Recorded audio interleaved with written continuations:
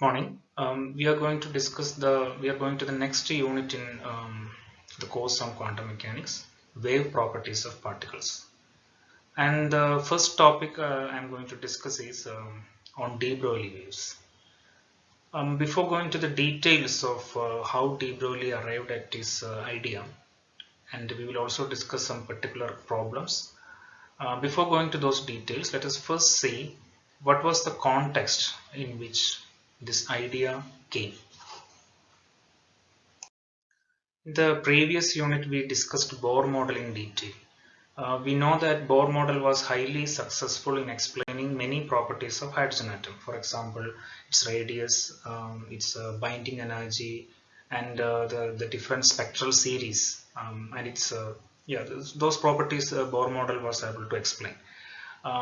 So, but even though it was a spectacular success at that time, this was in 1913, Bohr model had some obvious inadequacies or limitations. Let us see some of them.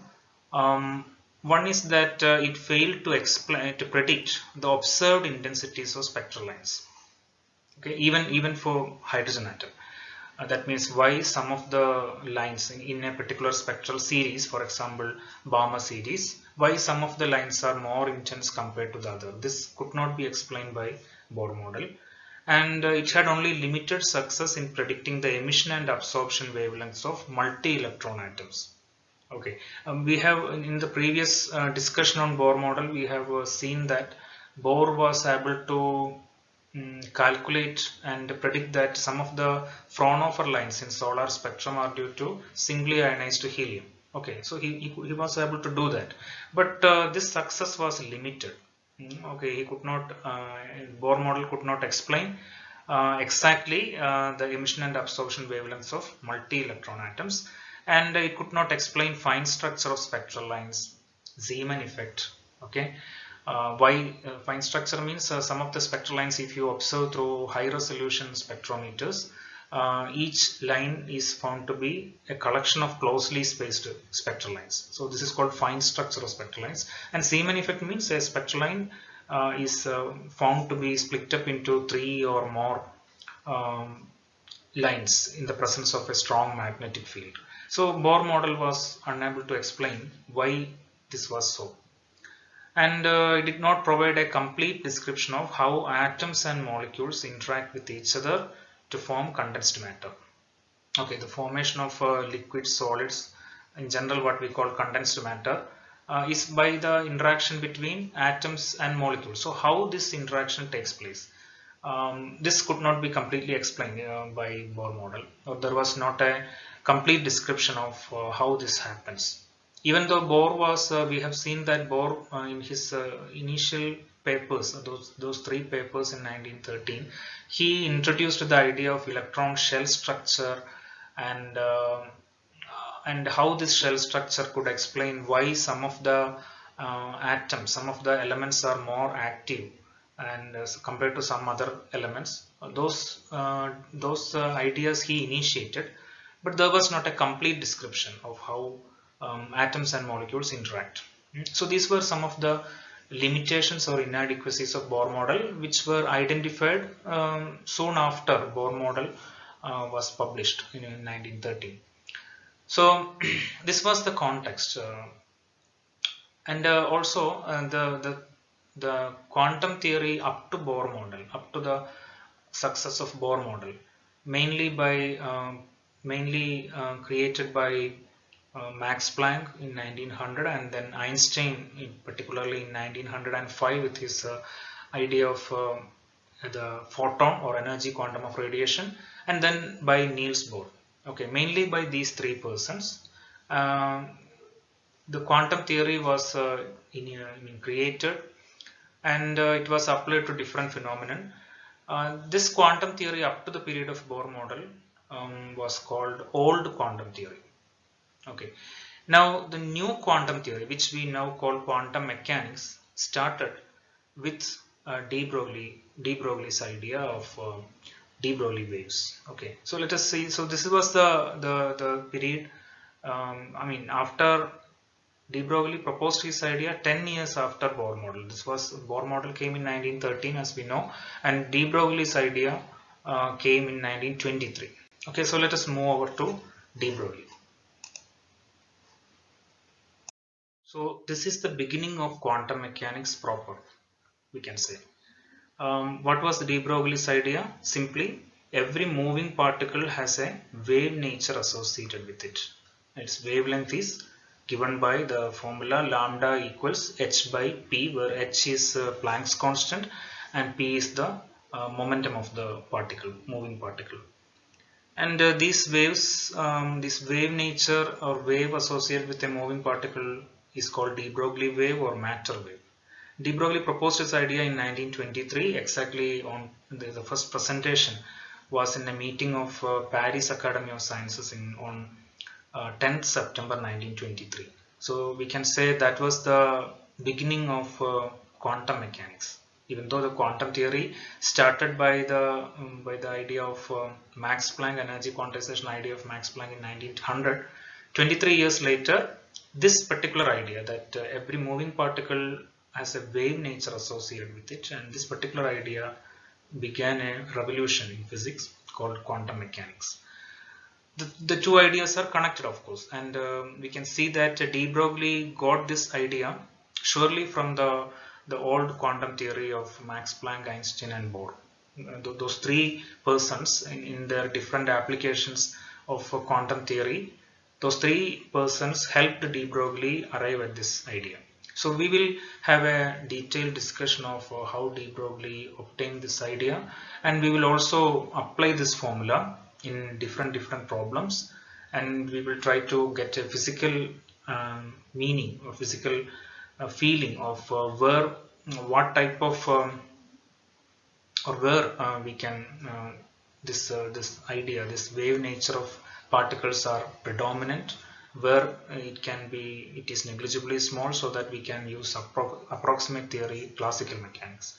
Okay, we will discuss all these things in different lectures. So I will divide this into different parts. So this can be considered as part 1 of our discussion. Okay, and in different other subsequent parts I will discuss each problem using this particular idea.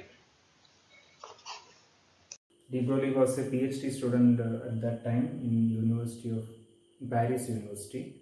So this work was essentially his part of his PhD thesis. So first let us see what was the logical way in which De Broglie arrived at his idea. De Broglie's argument was somewhat along these lines. If we consider electromagnetic radiation,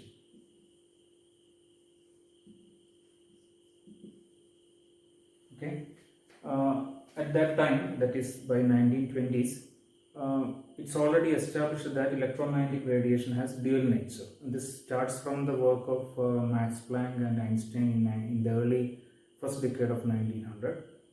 So Einstein himself was the person who proposed the idea that electromagnetic radiation has dual nature. So electromagnetic radiation has dual nature. So let us consider its energy in terms of its wave nature as well as particle nature.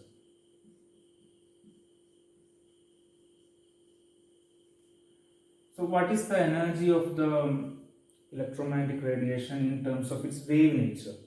We know that a wave has a frequency. Okay, so electromagnetic radiation having a frequency nu, its energy or one quantum of energy we can write as E equal to h nu. Okay, so one quantum of energy of electromagnetic radiation is written in terms of its wave characteristic, in terms of its frequency. And okay, so this quantum of energy, which we call photon, it has a particle nature also. It has a definite momentum. Then the energy of the photon you can write in terms of its momentum. Okay, we know that in the case of any particle having a momentum p, its total energy you can write as in Einstein's special relativity, its total energy is Pc square plus mc square the whole square, or p square root of p square c square plus m square c raised to 4, where m is the rest mass. Now in the case of photon, for photon rest mass is equal to 0. Okay, so therefore for photon, if rest mass is 0, what is the total energy? Square root of Pc whole square, that is Pc. Okay, so here we have written the photon's energy in terms of its wave nature and in terms of its particle nature, momentum being the characteristic property of a particle. So both are energy of the photon, so we can equate the right hand side. We can say that Pc is equal to h nu. Okay, we can write the right hand side as hc by lambda. If we cancel c on both sides, we get photon's momentum is related to its wavelength by this formula. In fact, this argument was first done by Einstein in 1909. Okay, in 1909, Einstein published a result with the idea that a photon has a definite momentum, and this particular formula was written down by Einstein at that time. And this also led to his idea of dual nature of electromagnetic radiation. For example, if you look at this formula, left hand side is the particle property of photon momentum, right side is the wave property lambda. So photon's momentum can be expressed in terms of its wavelength. This idea was there at that time. Okay, we have also discussed that this sort of an expression for photon's momentum was used by Compton around 1923. In the same time, to explain his scattering formula. Okay, he expressed in terms of frequency. That's all. Then we will get if you convert this into frequency, c by h nu by c. Okay. Okay. So what de Broglie did was, so electromagnetic radiation has dual nature, right? Then what he argued that there are two entities in nature, matter and radiation. If radiation has dual nature, both particle and wave nature, then matter has particle nature that we know. It's made up of some particles, and the fundamental building block was initially called atoms. Okay. Then the structure of atom was that idea by Bohr and Rutherford and Bohr were already there at this time. So de Broglie argued that matter has particle nature, okay, but just like radiation, matter also may have wave nature. Okay. In particular, he argued that this sort of a formula, okay, must be applicable to, if it is applicable to electromagnetic radiation, right? This sort of a formula expressing dual nature, both particle and wave nature, must be applicable to matter particles also. So here what he did was, he extended this idea.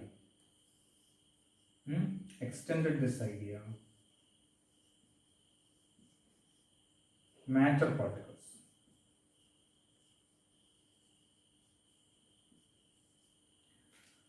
In particular, in the case of electromagnetic radiation, wave nature was already known. It was established first initially, and then particle nature was a later discovery.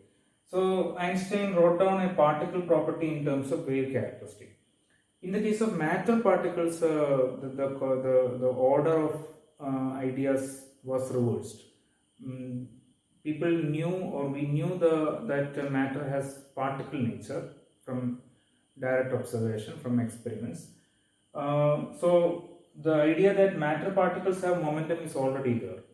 Okay, so de Broglie, what he did was, he inverted this formula, and he wrote that for matter particles there is a wave characteristic also, there is a wavelength also, which is related to its particle characteristic momentum, like this.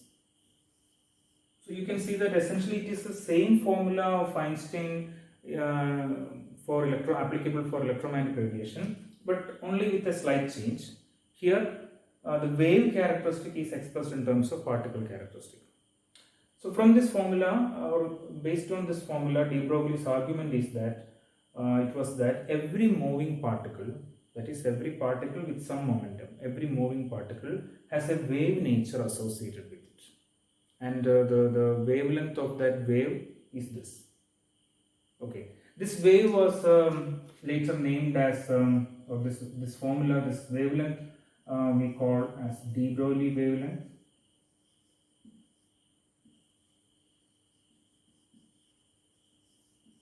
Okay, and the wave, corresponding wave, we usually call de Broglie wave, or another name used is matter wave. Okay, de Broglie wave or matter wave. So this was de Broglie's idea. Every moving particle has a wave nature associated with it, with a wavelength given by lambda wavelength is equal to h by p, where h is Planck's constant and p is the momentum. And this is some sort of this is a universal formula, in the sense that this formula is valid both for low speeds and high speeds, both for non-relativistic particles as well as relativistic particles. Only thing is that in the case of relativistic particles, you have to use the proper definition of momentum, relativistic momentum, that's all. Okay, now in his work, in his this idea de Broglie presented in 1923, according to the reports, it was on 10th September 1923. He presented this idea as a short note in a meeting of Paris Academy of Sciences on this date. So we can say this date, 10th September 1923, can be considered as the starting of modern quantum mechanics or wave mechanics.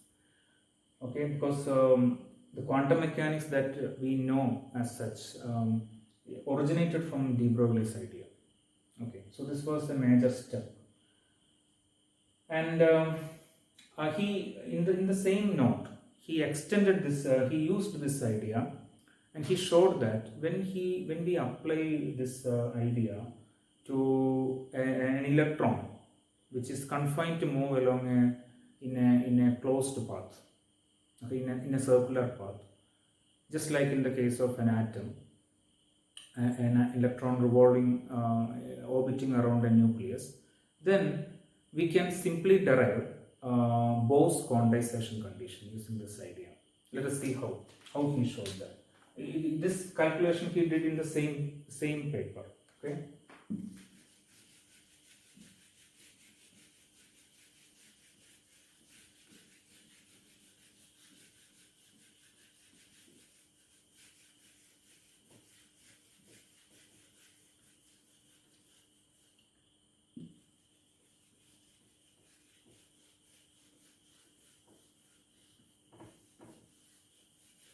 Okay, so consider Bohr atom.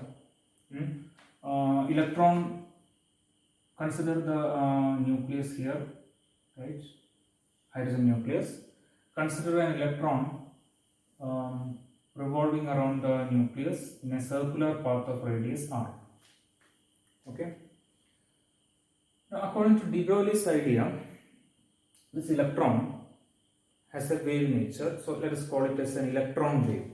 Okay, Bohr treated electron as a particle, so according to this new idea of de Broglie, let us call it as an electron wave.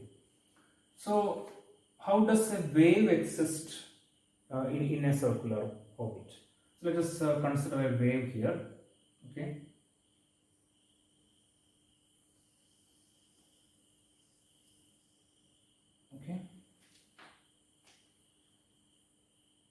how many wavelengths are, so this is an electron wave existing around in an orbit around the nucleus. So how many wavelengths do we have if we count from here? I have not drawn it properly, different portions have different sizes, but let us just count the wavelengths. So if you start from here, okay, this is one wavelength, this is two wavelengths, and three wavelengths. Okay, so we can say that the circumference 2 pi r accommodates three wavelengths. Okay, now if you generalize this idea, for an electron wave to exist in an orbit around the nucleus, then there should be there should be an integral multiple of wavelengths around the to be accommodated in the circumference of the orbit. There should be an integral number of wavelengths always. Only then there is a constructive interference between different phases and the wave can exist here. Okay, if there is some other wavelength, so that this condition is, this type of an circumference is equal to integral multiple of wavelength is not satisfied, then there will be a destructive interference and that wavelength will die out. That cannot be possible.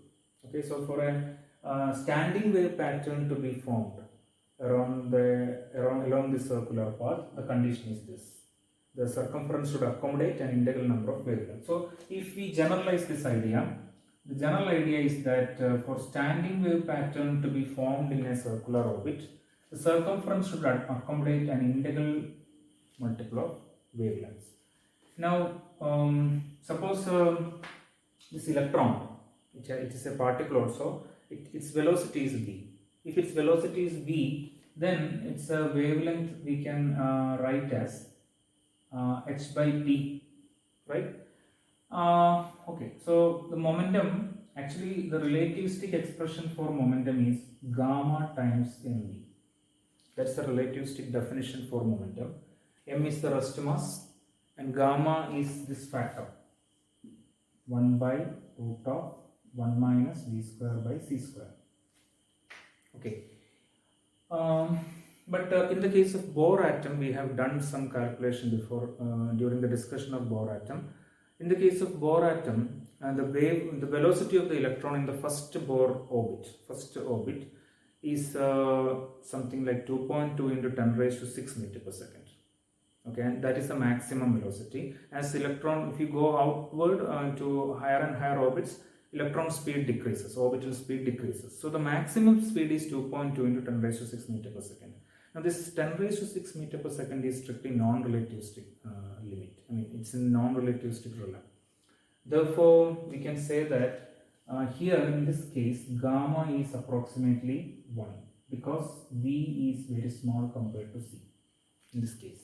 Therefore, here instead of gamma mv, let me simply write mv, where m is the rest mass of the electron because gamma is nearly 1.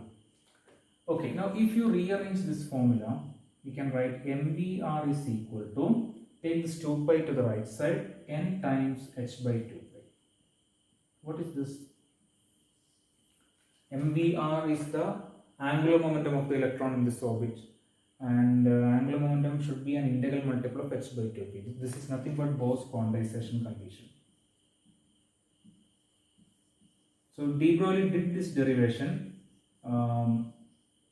in this first paper, okay, on that date, 10th September 1923.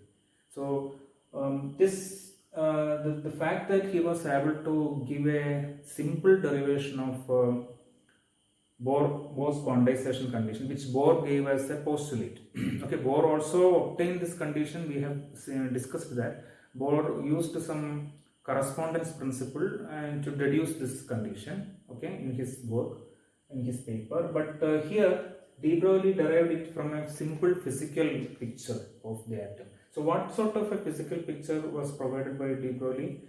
The idea, the physical picture that emerges from de Broglie's analysis is that an atom is like, you can say, a vibrating drum head.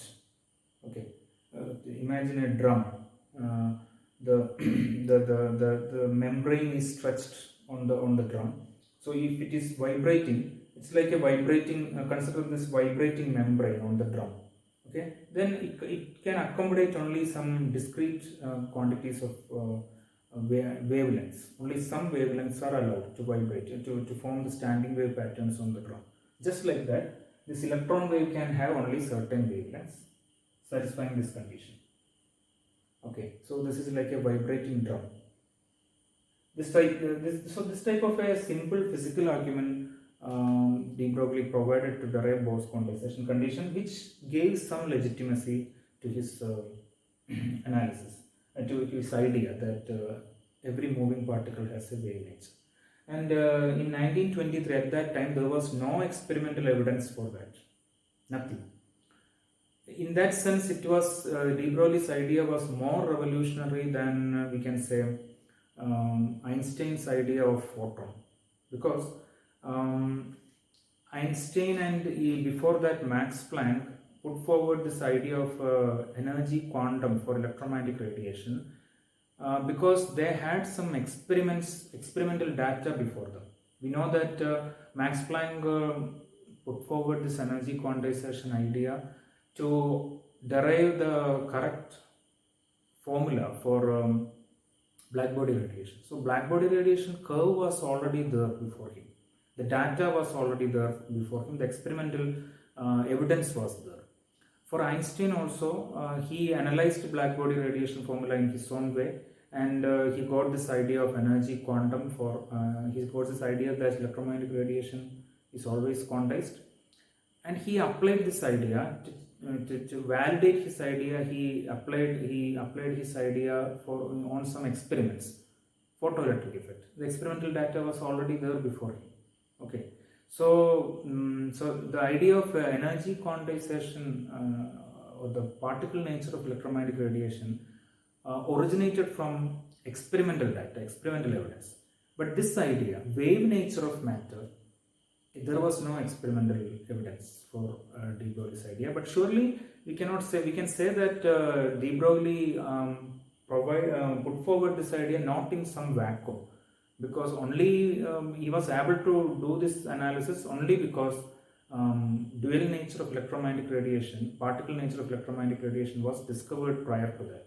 Okay, he depended on that idea to extend that idea to some other to the idea of wave nature of particle. So this was also a revolutionary idea, we can say, without any experimental precedence. Okay, now we want to apply, we want to do some problems based on this de Broglie's idea. Before that, let us familiarize ourselves with this formula and see how the wavelength, de Broglie wavelength, or the wavelength of this matter wave varies with different quantities like velocity, kinetic energy, total energy, mass, etc. Let us see.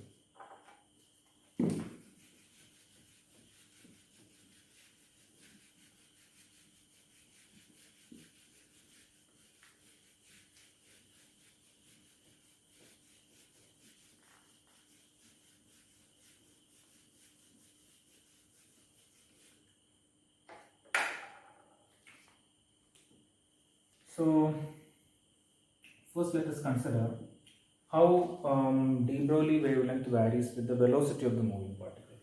We start with this formula, lambda is h by p.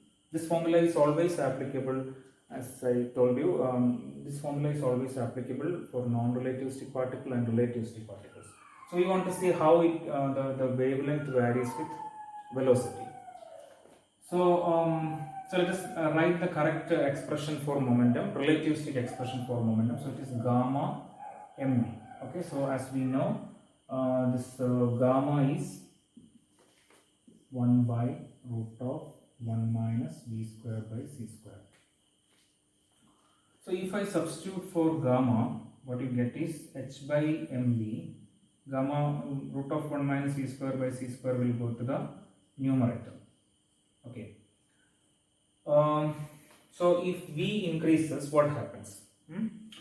So let us see. So let me just to make it easier. Let's v is in the denominator also. It is in the numerator also.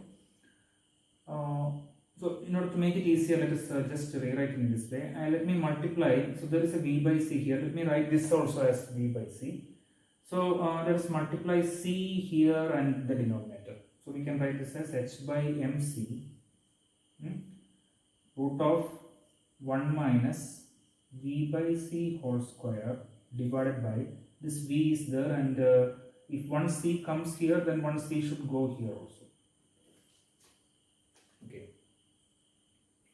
In order to get the same variable here and here. Now what happens when v increases? Right? When v increases, okay, this factor increases. So the denominator increases, right? But when v increases, you have to when v increases, you have to subtract a larger term from 1, right? So what happens? The numerator decreases, right? So it is clear that when v increases, lambda decreases. Okay. So when v increases, speed of the particle increases, lambda decreases.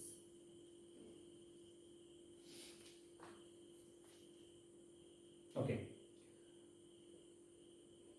Now let us consider the other factor. Now let us consider how lambda varies with this is for a given particle, okay? For a fixed m, for a given particle,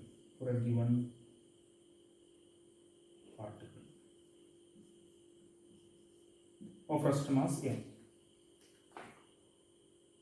Now let us consider how v varies, this lambda varies with total energy of the particle, okay? So again we start with this formula. Okay. Now let us write this formula in this form. Let me multiply numerator and denominator with c. Okay, hc divided by pc. Hc has the, so hc and pc are having the hc has the dimension of energy into length, pc has the dimension of energy.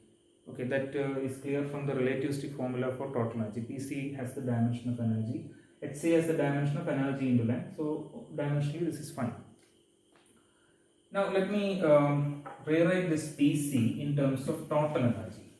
Okay, consider the relativistic expression for total energy. So what is the relativistic expression for total energy?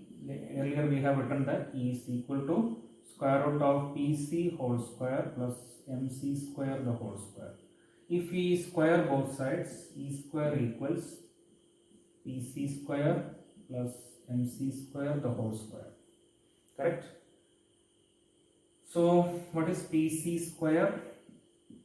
E square minus Mc square the whole square.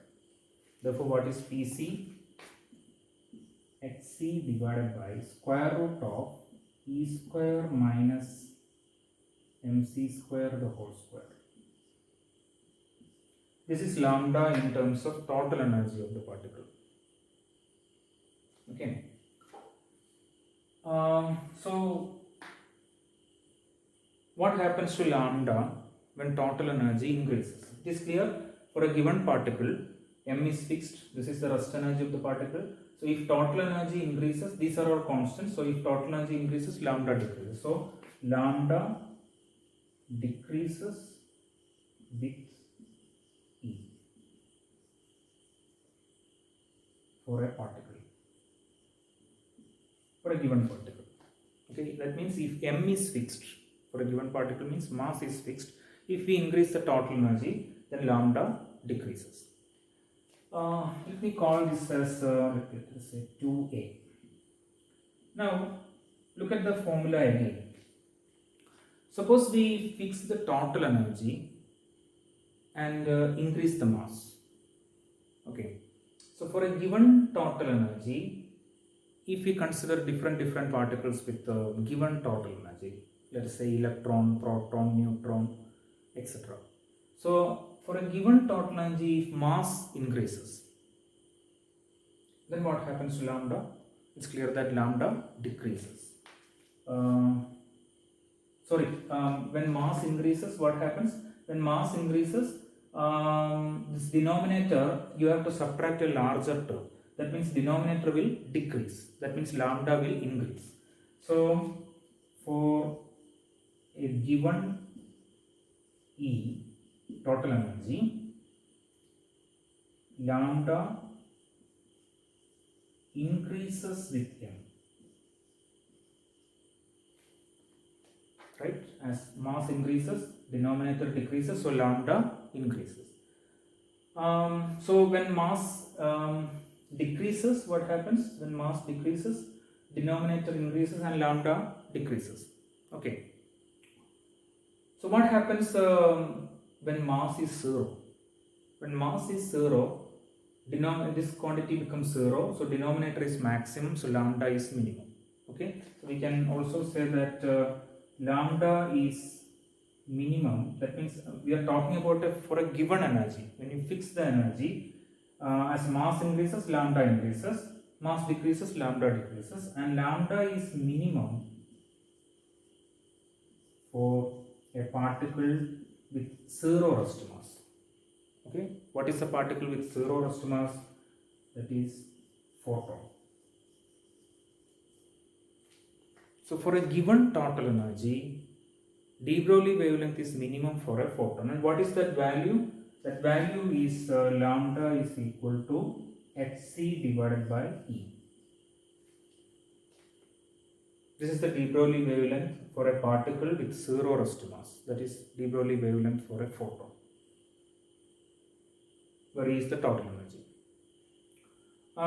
This formula we can also check in another way, because we know that for a photon, what is the total energy? We know that total energy E is equal to Pc for a photon. Right? If we write lambda like this, okay, from this is a general formula applicable to all particles.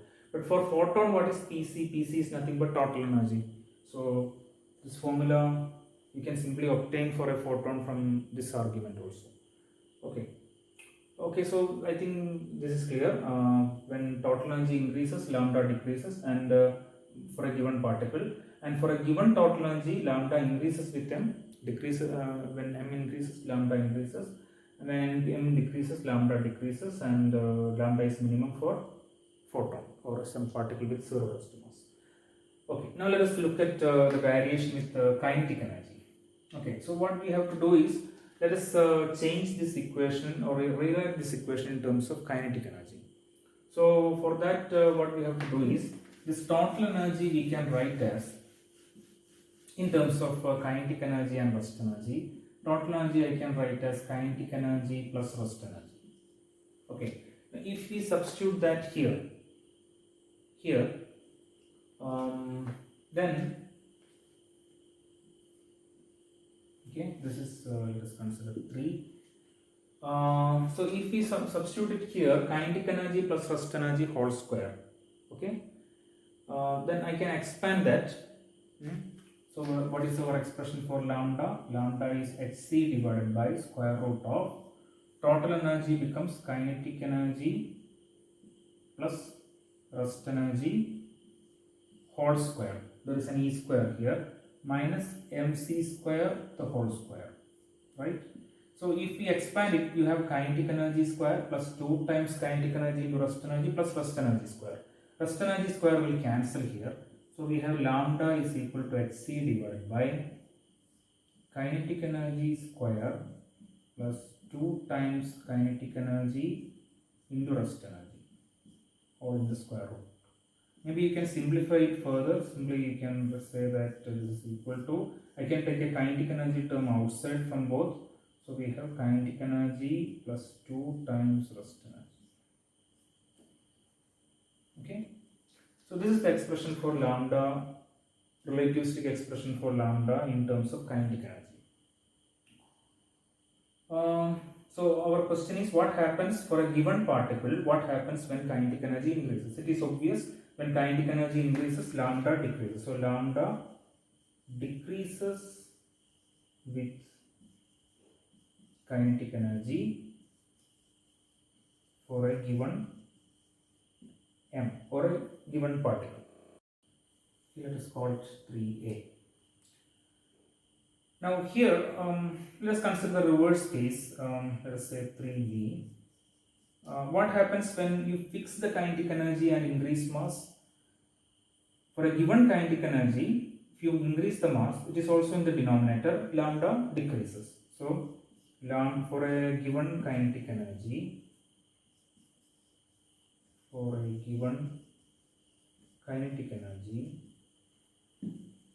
okay, erase here.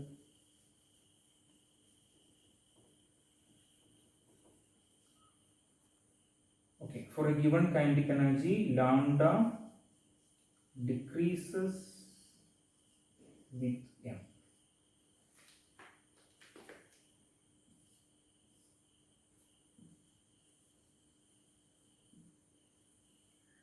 Lambda decreases with m. Now remember that this relation is different from this relation. For a given total energy, when m increases, lambda increases. Okay, for a given total energy, as m increases, right, denominator decreases and lambda increases. Now here we see that for a given kinetic energy, as mass increases, lambda decreases. Okay, because there is a the term here is plus and there it is a minus sign. That is different. So this discussion gives us the variation, how the de Broglie wavelength varies with the velocity of the particle, with the total energy of the particle, right? As velocity increases, lambda decreases. As total energy increases for a given particle, lambda decreases.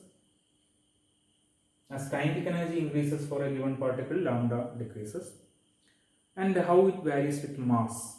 If you fix the total energy and increase the mass, then lambda actually increases. Okay, lambda is minimum for photon for a given energy. But in the case of kinetic energy, if you fix the kinetic energy and increase mass, lambda decreases. Okay, from this we can get the non-relativistic relation between, we have used only relativistic relation here, but we can get the non-relativistic relation between lambda and kinetic energy here. Maybe look at this one.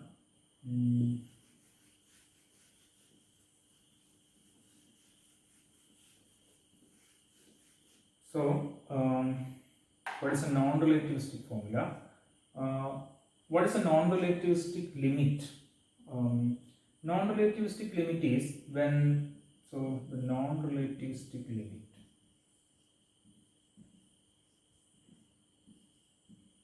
it obtains when kinetic energy is very small compared to rest energy. Okay, see, earlier we wrote total energy is equal to kinetic energy plus rest energy. If kinetic energy is very small compared to, suppose kinetic energy is 0, what is total energy? Rest energy, right? So when kinetic energy is very small compared to rest energy, it's always non-relativistic case.